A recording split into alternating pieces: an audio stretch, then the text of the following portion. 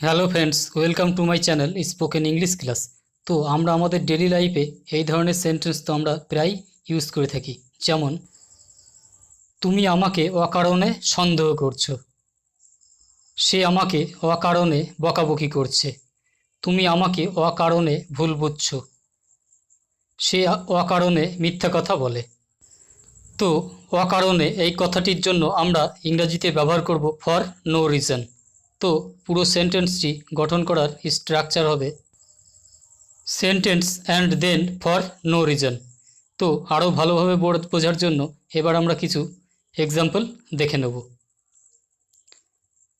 তুমি আমাকে অকারণে সন্দেহ করছো, you suspect me for no reason, you suspect me for no reason. তুমি আমাকে অকারণে ভুল বুঝছো, you misunderstand me for no reason, you understand me for no reason. সে অকারণে মিথ্যা কথা বলে, she lies for no reason, she lies for no reason.